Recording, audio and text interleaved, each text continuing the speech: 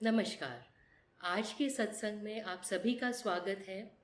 आइए सत्संग की शुरुआत हम एक प्रार्थना से करते हैं। हे जगत माता,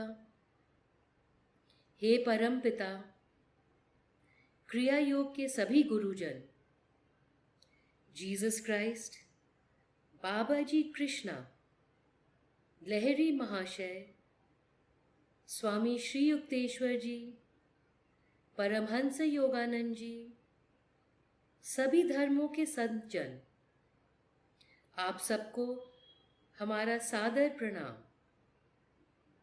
हे दिव्य माँ, हे गुरुजनों, हमारे ध्यान में, हमारे सत्संग में हमारे साथ रहें। आपकी अंदरूनी उपस्थिति की हमें अनुभूति हो। अपना प्रकाश, अपनी भक्ति और प्रेम हमारे हृदय में उजागर करें। हे माँ, सदा हम पर अपनी कृपा दृष्टि बनाएं।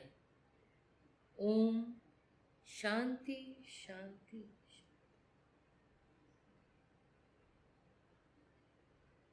अब हम एक भजन करते हैं।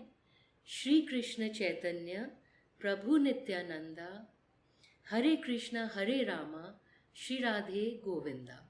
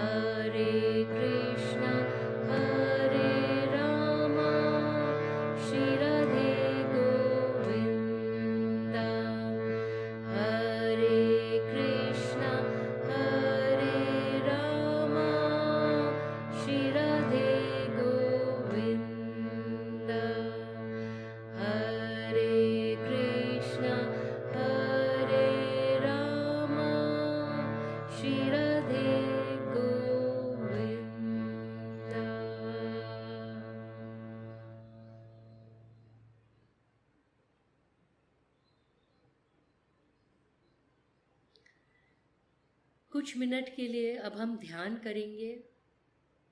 अपनी पीठ सीधी कर लें, कंधे पीछे, तनाव मुक्त, आंख बंद कर लें, दृष्टि थोड़ी ऊपर को, माथे के बीचों बीच जो बिंदु है, कुटस्थ केंद्र है, उस पर ध्यान रखें, दृष्टि रखें, पर तनाव मुक्त दृष्टि रखें, जैसे कि दूर बंद आंखों से आप एक पहाड़ की चोटी को देख रहे हों।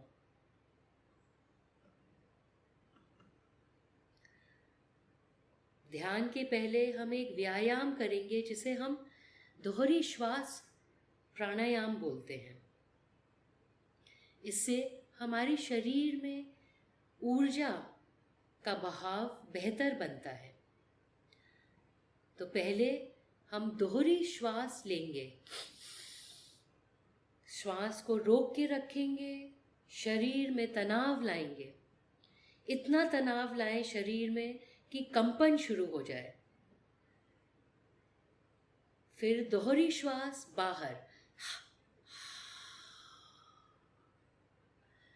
फिर रिलैक्स करेंगे, तनाव मुक्त। देखें शरीर की मांसपेशी सब तनाव मुक्त हो रही हैं। एक बार और दोहरी श्वास,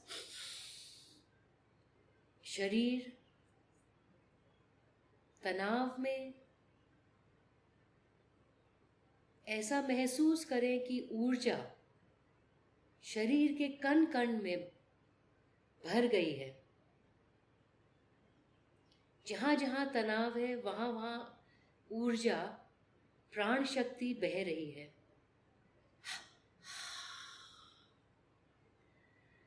अब रिलैक्स करें शरीर को।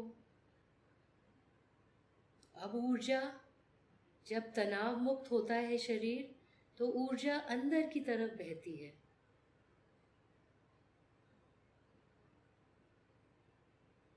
हमारी रीढ़ की हड्डी में अंदर उसकी ओर चली जाती है।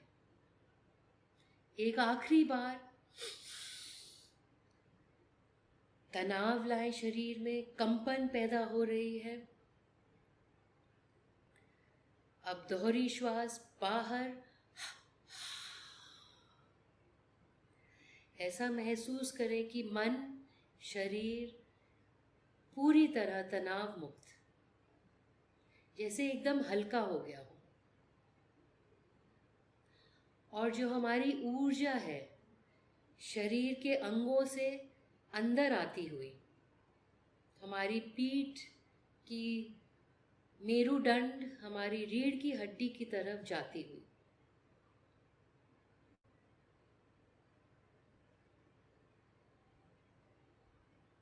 ध्यान को अपने कुटस्थ पर रखें और अब चाहें तो कुछ मिनट के लिए अपनी श्वास पर ध्यान दें।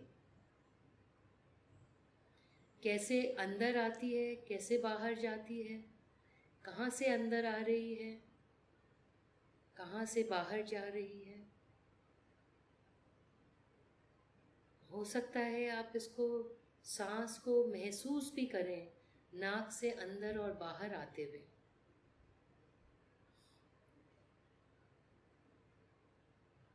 सांस पे कोई नियंत्रण ना रखें, जैसे बहती है वैसे उसे बहने दें।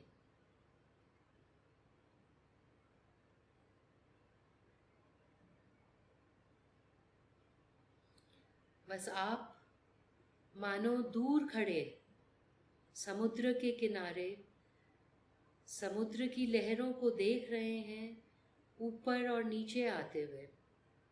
कुछ लहरें छोटी हो सकती हैं, कुछ बड़ी, कोई बात नहीं, आप उसको नियंत्रित नहीं कर सकते। उसी तरह अपनी श्वास को, सांस की लहरों को ऊपर नीचे आता हुआ महसूस करें, अंदर बाहर निकलते हुए। हो सकता है कि अगर आप इसको नाक से निकलते हुए महसूस कर रहे हैं तो थोड़ा और गहराई से महसूस करते हैं, जहाँ से हमारी नाक शुरू होती है, जो माथे के बीच जो बिंदु है वह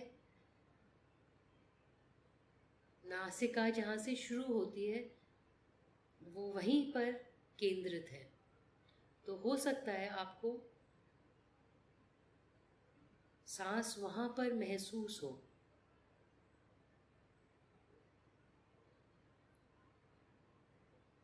बस आराम से सांस को दूर से प्रसन्नचित मन से सांस को आते जाते लहरों की तरह उठते गिरते महसूस करें।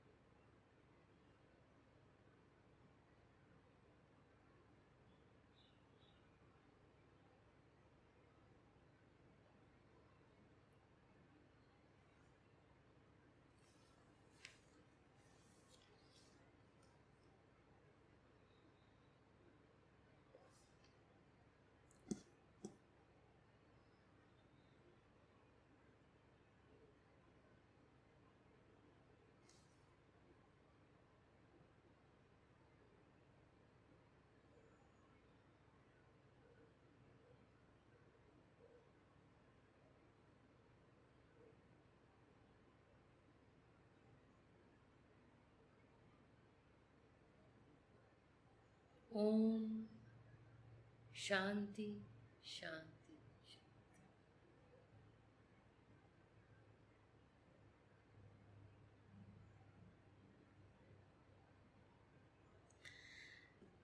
आज हमारे सत्संग का शीर्षक है सद्गुरु और सत्कर्म ही कठिनाई के कवच होते हैं।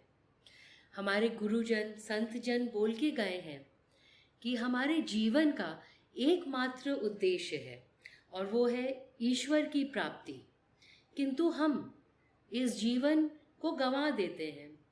धन कमाने में, वस्तु जो विषय वस्तुएं हैं उनके आराम में, उनको एंजॉय करने में हम गंवा देते हैं।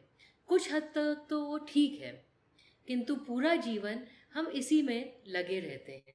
पर आज जैसा वातावरण हो गया है, जो महामारी चारों ओर फैली हुई है, इसने हमें मजबूर कर दिया है शरीर की और इस संसार की नश्वरता पर गंभीरता से सोचने का, विचार करने का। हमें ये सत्य पहचानना होगा कि ये शरीर तो नश्वर है, संसार नश्वर है, किंतु सत्य ये है कि हम नश्वर नहीं हैं, क्योंकि हम आत्मा स्वरूप हैं और आत्मा जो है ईश्वरीय चेतना है, ईश्वर का एक अंग है, एक अंश है। तो हमको यह अपनी साधना, आराधना, हमारे ध्यान से हमें इस सत्य को प्राप्त करना होगा। अब ये हमारे लिए कोई विकल्प रह नहीं गया है। आज के इस वातावरण में हमें बताया गया है कि संसार एक स्वप्न है। जैसे पानी का बुलबुला एक क्षणभंगुर होता है, वैसे ही हमें बताया गया है संसार भी एक स्वप्न है, इसमें कोई सत्य रियली है नहीं। तो गुरु एक बारी हमें उदाहरण देके गए हैं कि दो व्यक्ति थे जो स्वप्न देखते हैं। एक व्यक्ति एक स्वप्न देखता है कि वह बीमार हुआ, बहुत पीड़ा में है, अस्पताल में भर्ती होता है और उसका इलाज चलता है, पर वो बहुत पीड़ा में है। एक अन्य व्यक्ति भी स्वप्न देखता है कि वो भी पीड़ा पा रहा है, बीमार है, अस्पताल में भर्ती होता है। अस्पताल में उसका इलाज होता है और फिर वह ठीक हो जाता है और सुखी हो जाता है, सुखी होकर अपने घर वापस आ जाता है। दोनों की आंख खुलती है, स्वप्न खत्म होता है, तो दोनों ही ये पहचानते हैं कि ना उनके दुख का, ना उनके सुख का, ना उनकी पीड़ा का कोई अस्तित्व था, कोई सत्य था। ये तो सिर्फ एक स्वप्न था। उसी तरह जब संसार से हम सत्य जान लेते हैं, जब हम जाग जाते हैं, तब हम पहचान लेते हैं कि सांसारिक सुख दुख पीड़ाओं का कोई अस्तित्व ही नहीं है। सिर्फ ये एक मन के भ्रम है, माया है। उदाहरण हमें ग्रंथों में भी दिया गया है कि एक व्यक्ति एक अंधेरे कमरे में आता है, वहाँ एक रस्सी पड़ी है, पर उसे जैसे ही अंधेरे में चौंक जाता है देखकर, क्योंकि उसे लगता है कि ये तो एक सांप है। और फिर उसके मन में कई विचार आते हैं, कि दुविधा आती है कि अब मैं क्या करूं, अगर मैं हिलूंगा तो मेरे प्रियजन यहाँ जो सो रहे हैं शायद सांप उनको अटैक करे, या वो डर जाता है, भयभीत हो जाता है, या उसके मन में कभी हो सकता है गुस्सा भी आ जाए, क्रोध भी आ जाए कि किसने इतनी लापरवाही से दरवाज़ा खुला छोड़ दिया या खिड़की खुली छोड़ दी। सो इतने विचार, इतने भाव उसके मन में आते हैं। फिर वह हिम्मत करके लाइट खोलता है, तब वो देखता है कि अरे यह तो रस्सी है, और तुरंत उसका मन शांत हो जाता है। जितने भी भाव, जितने भी विचार उसके मन में आए थे, वो अंततः समाप्त हो जाते हैं, तुरंत ही समाप्त हो जाते हैं। तो यही हमारे जीवन में भी होता है। जब हम देखते हैं जीवन में हम डर जाते हैं, भयभीत हो जाते हैं, क्रोधित हो जाते हैं, ईर्ष्या आती है, दुख आते हैं, वेदना आती है, कितने तरह के भाव, कितने विचार, दुविधाएं आती हैं।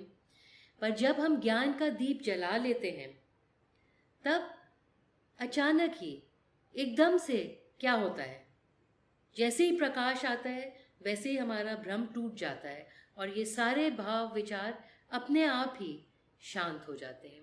तो ऐसा ही जीवन है। हमको योगानंद जी ने कहा है कि ये जो जीवन है एक फिल्म की तरह है, तो आप फिल्म के अभिनेता की तरह यहाँ अभिनय करिए, पर ऐसा अभिनय करिए कि आपको ऑस्कर अवार्ड मिले। इतना अच्छा, इतने अच्छे से अपना धर्म कर्म करिए, पर ये समझते रहिए कि आखिर ये सत्य नहीं है, ये अभिनय है। जैसे हमारे फिल्मों के हीरो पूरा दिन शाम तक वे अभिनय करते हैं, भाव विचार उनके मन में आते हैं, पर वे जानते हैं कि ये सत्य नहीं, ये तो एक केवल एक किरदार निभा रहे हैं, और संतुष्ट होकर पैकअप करके शाम को अपने घर चले जाते हैं। तो ऐसे ही हमें भी जीवन जीना है, बहुत अच्छे से निभाना है, पर उसके तत्व को पहचानना है कि यह सत्य नहीं है। इसीलिए जीवन को बहुत ज़्यादा गंभीरता से नहीं लेना। कोई हमें नुकसान करके चला गया, हमें चोट पहुंचा के चला जाता है, सालों साल तक हम उसको अपने हृदय में संजो के रखते हैं, हृदय के पास रखते हैं। ऐसा नहीं करना। गुरु बोलते हैं कि सत्कर्म क्या है, हमें तितीक्षा सीखनी चाहिए। और तितीक्षा क्या है? धैर्यपूर्ण होकर के प्रसन्नचित मन से विषम परिस्थिति जो आए उसका हमें सामना करना चाहिए। क्योंकि जो भी हमारे पास परिस्थिति आती है केवल और केवल ईश्वर की ही इच्छा से आती है, वरना कोई परिस्थिति हमारे सामने आ नहीं सकती थी। और ईश्वर अपने बच्चों को ऐसी परिस्थिति जो हमें लग रहा है विषम है क्यों देगा? आखिर वो हमें प्यार करता है, ये हमें सब गुरु बता चुके हैं। तो अगर उसने हमें ये विषम परिस्थिति दी है, इसका अर्थ ये है कि अंततः हम समझ पाएंगे कि इसमें कोई ना कोई हमारा हित निहित है, कोई ना कोई उसमें एक हीरा, चाहे हमें दिखे नहीं उस समय, चाहे हमें कई दिन तक ना दिखे, सालों साल ना दिखे, पर उस विषम परिस्थिति में भी एक हीरा हमें मिलेगा। आपने सोचा होगा, देखा होगा, कई दोस्तों से, मित्रों से सुना भी होगा, जब हम जीवन के बारे में, अपने बीते हुए जीवन पर विचार करते हैं तो बोलते हैं हाँ, वैसे ये विषम परिस्थिति तो आई थी कई साल पहले, पर उसने मुझे पूरी तरह से बदल दिया। मेरे विचारों को पूरी तरह से बदल दिया। I am a changed person. तो जो परिस्थितियाँ आती हैं ये हमें कुछ सिखाने के लिए आती हैं, ये हमारे अंदर कुछ बदलाव लाती हैं। तो हम इसको हम कोशिश करके ज्ञात करें और फिर हम इस तितिक्षा के साथ हर परिस्थिति का सामना करें। हर परिस्थिति में तितिक्षा करके तो हम कोई ना कोई एक हीरा बटोर ही सकते हैं। किंतु हम करते क्या हैं? हमें चाहिए क्या? हमें चाहिए कि हम जो परिस्थिति आए सामने, बीमारी आए, कष्ट आए, कठिन परिस्थिति आए, उसको स्वीकार करें, उसके प्रति समर्पण हो, क्योंकि यह सत्य है, ये रियलिटी है, हम इसे नकार नहीं सकते। हमें सत्य को स्वीकार करना चाहिए। पर हम करते क्या हैं? हम इस स्थिति का करते हैं, विरोध करते हैं, हम क्रोध करते हैं, हम दोष देना आरंभ कर देते हैं। भगवान को देते हैं कभी दोष, कभी अस्पतालों को, सरकार को, डॉक्टरों को, दवाइयाँ समय पे नहीं मिल रही हैं। हम सब प्रकार के दोष, विरोध, क्रोध करने में, परेशानी में अपना समय व्यतीत कर देते हैं। और हो भी सकता है किसी का दोष हो, पर उसको बार बार याद करने से हमें मिलेगा क्या?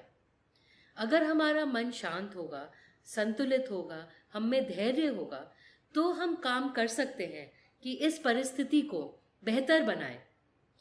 पर यदि मन ही अधीर होगा, मन अशांत होगा, तो ना हम अपनी मदद कर पाएंगे, ना किसी और की। इसीलिए समर्पण करना ज़रूरी है, स्वीकार करना ज़रूरी है उस परिस्थिति को। एक और उदाहरण देते हैं ग्रंथों में, तीर का। एक तीर हमें आके लगा, दर्द हुआ, हमने उस तीर को निकाल दिया, फिर एक और तीर आया, तो उसका आप सोचिए कितना गुना हमारे अंदर पीड़ा बढ़ जाती है उसी चोट पर अगर एक और चोट लग जाए तो ये तीर क्या है, ये दर्द क्या है?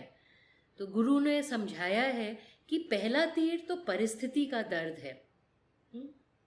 जो कठिनाई आती है, कष्ट आता है, दुख आता है, उसका तीर है, ये हमारे नियंत्रण में नहीं है। हम उस तीर को जितना हो सके निकाल के और उसका चोट को ठीक करने की कोशिश करते हैं, उपचार करते हैं। पर फिर ये जो दूसरा तीर है, ये क्या है? ये दूसरा तीर हम अपने आप को मारते हैं। ये हमारे मन का दर्द है, परिस्थिति का दर्द नहीं है। मन में हम दर्द पैदा करते हैं और ये 100 गुना ज़्यादा होता है, परिस्थिति के दर्द से 100 गुना ज़्यादा। योगानंद जी बोलते हैं कि इसका दर्द है और ये मन का दर्द है। पर अच्छी बात ये है, क्योंकि हमने पैदा करी है, हमारे मन में हुई है, ये हमारे नियंत्रण में है और हम चाहें तो इससे निकल सकते हैं। गुरु की शिक्षाओं पे अमल करके हम इसको ठीक कर सकते हैं। और ये दूसरे तीर का क्या दुख है? वही परिस्थिति में परेशान होना, कोई हमें थप्पड़ मार जाता है, वो तो पहला तीर है। उसके बाद हम सालों कितने वर्षों तक अपने आप को थप्पड़ मारते रहते हैं, अपने को दर्द पहुंचाते रहते हैं। बदले की भावना होगी, क्रोध होगा, कितनी पीड़ा हम अपने आप को देते रहते हैं। ये वो दूसरा तीर है। पर सत्कर्म करके, सद्गुरु से जुड़ करके हम इस दूसरी पीड़ा पर तो नियंत्रण पा सकते हैं। इसीलिए सत्कर्म करना, तितीक्षा, समर्पण, स्वीकारना, ये सब सत्कर्म हैं जो इस समय पर और आगे भी जब विषम परिस्थिति आए हमारे को सांत्वना दे सकती है। अब हमें सबसे ज़्यादा भय किस चीज़ का है? हमारी मृत्यु का भय है, हमारे प्रियजनों की मृत्यु का भय है। तो हम क्या कर सकते हैं? हम सोचते हैं कि मृत्यु एक अंत है, पता नहीं क्या होगा मृत्यु के बाद हमारा। पर हमने सुना है, हमने गीता पढ़ी है, कृष्ण जी क्या कहते हैं कि ये शरीर तो नश्वर है ही, पर ये हमारे वस्त्र के समान है और हम जो हैं, हम आत्मा के स्वरूप हैं, जिसको कभी मारा नहीं जा सकता, किसी तलवार से मारा नहीं जा सकता, पानी में डुबाया नहीं जा सकता, आग में जलाया नहीं जा सकता। तो जब हम अनश्वर हैं तो फिर दुख क्यों? बल्कि हम ये शरीर रूपी वस्त्र को मृत्यु के पड़ाव आने से इसको पुराने वस्त्रों को छोड़ सकते हैं और नए वस्त्र धारण, नया शरीर धारण कर सकते हैं, और इससे हमारा उत्थान ही होता है, पतन नहीं होता। हमने कई बारी, अभी मैंने अपने गुरु भाई और बहनों से कई घटनाएं सुनी हैं, ये हाल ही में 2-3 महीनों में उन लोगों के साथ और या उनके समीपी करीबी रिश्तेदारों के साथ ये घटनाएं हुई हैं। जब वे बहुत बीमार थे, कोमा में थे, तो उन्होंने ऐसा महसूस किया कि वे एक सुरंग से जा रहे हैं जिसके अंत में एक रोशनी है, और वहाँ उन्हें कोई एक प्रियजन उनका मिलता है जो उन्हें वहाँ पर ले जाता है, और वो देखते हैं कि ये जो दुनिया है वहाँ पर जहाँ उनके प्रियजन मृत्यु के बाद रह रहे हैं, वो तो बहुत ही सुहानी दुनिया है, बहुत ही सुंदर दुनिया है। वहाँ सिर्फ प्रसन्नता है, वहाँ सिर्फ सुख है, कंप्लीट ब्लिस है, और इतनी खुशी, इतनी खुशहालता है। और वहाँ उनको सब गुरुओं, हमारे जो गुरु हैं, लहरी महाशय, योगानंद जी, जितने भी गुरुजन हैं, उनके दर्शन होते हैं जो उन्हें खूब आशीर्वाद देते हैं।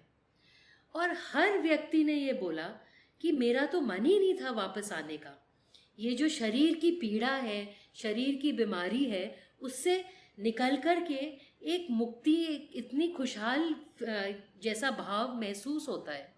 हम तो वापस ही नहीं आना चाहते थे, पर हमारे गुरुजनों ने और हमारे प्रियजनों ने हमें बताया कि अभी आपका समय नहीं हुआ, आपको वापस जाना ही होगा। और ये केवल एक घटना नहीं, कई घटनाएं हैं, और हमें ऐसा महसूस होता है कि क्योंकि हम जब प्रियजन चले जाते हैं और अपनी भी मृत्यु, हमें इतना भय होता है, हमें इतना दुख होता है, हम सोचते हैं कि हमारे प्रियजन कहाँ हैं। तो ये हमारे प्रियजन, गुरुजन हमें इन लोगों के माध्यम से संदेश भेज रहे हैं कि मृत्यु अंत नहीं है, मृत्यु ज़रूरी नहीं है कि उसमें हमें दुख ही हो, वह हमारा उत्थान करने का ही एक तरीका है।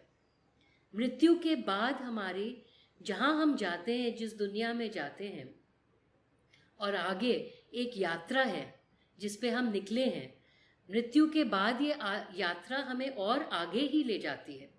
तो ये एक तरह से इतने ये गुरु भाई बहनों के माध्यम से हमें संदेश दे रहे हैं गुरुजन और प्रियजन कि चिंता मत करो, हमारे लिए दुखी मत हो, और अपनी मृत्यु का भी भय हटा दो, क्योंकि हमारे साथ गुरु हैं, हमारे प्रियजन हैं जो हमारे को सांत्वना देते हैं आगे जाके मृत्यु के बाद। तो एकमात्र सच्चाई इस जीवन की है ईश्वर की भक्ति, ईश्वर का प्रेम, हमारे अंदर आत्म स्वरूप का पहचान करना, और सद्गुरु के माध्यम से ये हम सरलता से प्राप्त कर लेते हैं। सद्गुरु से अगर जुड़ जाएं, हम सद्गुरु को अपने जीवन का भाग बना लें, अट्यून करें सद्गुरु के साथ, तब हम आसानी से कोई भी मुश्किल आती है, कठिनाई भी आती है, उसका भी हम सामना कर सकते हैं। योगानंद जी के पहले शिष्य अमेरिका में थे डॉक्टर लुइस। तो डॉक्टर लुइस एक बारी एक नाव में जा रहे होते हैं और वहाँ समुद्र में तूफान आ जाता है और वे थोड़ा डर जाते हैं। अभी सब लोग वहाँ नाव में डर ही जाते हैं कि तूफान आएगा, अब हम शायद ना बचें। तो डॉक्टर लुइस को याद आता है कि योगानंद जी, उनके गुरु ने कहा था कि जब ओम का संरक्षण लोगे, गुरु का संरक्षण लोगे, तब तुम्हें कोई भी हानि नहीं पहुंचा सकता। तो डॉक्टर लुइस अपने ऊपर एक त्रिपाल चढ़ा लेते हैं और ध्यान में चले जाते हैं, अपने कुटस्थ में अपनी ध्यान को केंद्रित कर लेते हैं और ओम का उच्चारण करते हैं और शांत से बैठ जाते हैं। कुछ ही मिनटों में, कुछ ही समय में देखते हैं कि तूफान एकदम थम जाता है। जब ये ध्यान में चले जाते हैं, जब ये तूफान उठता है, उसी समय क्या हो रहा होता है, योगानंद जी कुछ मित्रों के साथ, शिष्यों के साथ बैठे थे। जैसे ही ये तूफान आता है, उसी समय योगानंद जी उठते हैं और बहुत चिंता से इधर उधर घूमने लगते हैं कि डॉक्टर लुइस बहुत बड़ी मुसीबत में फंसे हैं, बहुत बड़ी कठिनाई में फंसे हैं। शिष्य नहीं समझ पाते ये बोल क्या रहे हैं, पर योगानंद जी ये बोलते रहते हैं बहुत बड़ी कठिनाई, बहुत बड़ी कठिनाई है। फिर डॉक्टर लुइस वापस आते हैं अपने घर। जब वे घर में घुसते ही हैं तो उनका फ़ोन बज रहा होता है। वे फ़ोन उठाते हैं, योगानंद जी का फ़ोन है। और योगानंद जी उन्हें बोलते हैं, क्यों डॉक्टर लुइस, आज तो आप भीगते भीगते बच गए। तो डॉक्टर लुइस एकदम हैरान होते हैं, अभी अभी घर पहुंचे हैं, किसी से उन्होंने इस बारे में, इस घटना के बारे में कुछ नहीं बताया। पर गुरु को हर चीज़ का पता होता है, जो हमारे साथ घट रहा है हर घटनाक्रम का उनको पहले से ही ज्ञान है, उनको सब पता है। और आप उनके साथ जुड़ेंगे तो वो आपको अपने संरक्षण में ले लेंगे।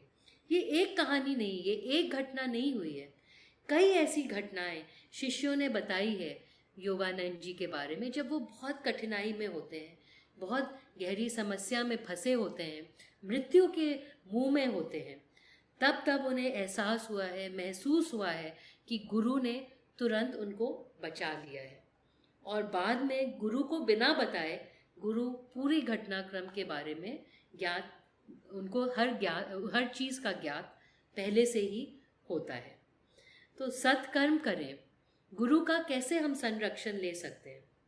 अगर हम गुरु की बताए हुए पथ पर चलेंगे, उन्होंने जो बताया है, ध्यान, साधना, आराधना, उनकी जो भी टीचिंग्स हैं, उन्होंने जो भी हमें सिखाया है, उसका पालन करें, तो सद्गुरु और सद्कर्म ही हमें हर विपरीत कठिनाई परिस्थिति से निकाल सकते हैं।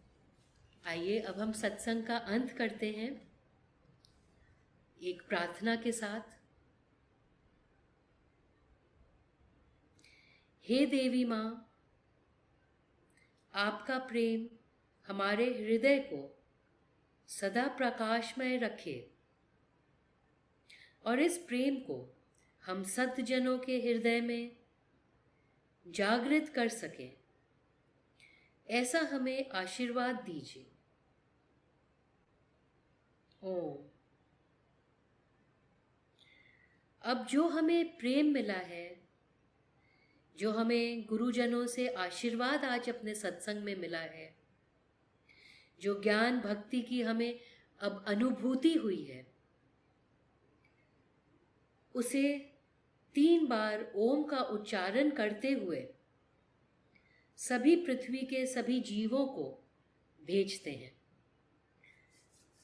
हाथ मल लें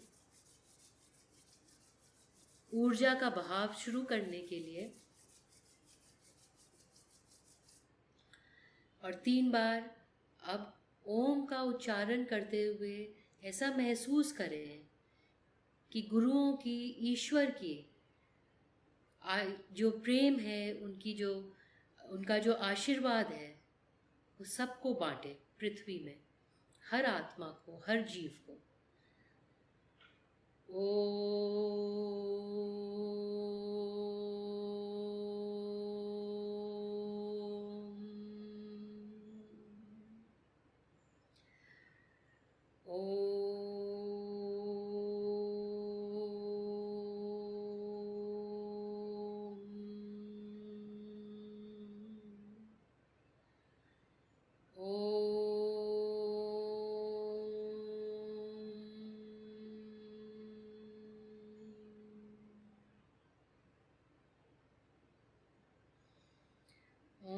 शांति शांति शांति।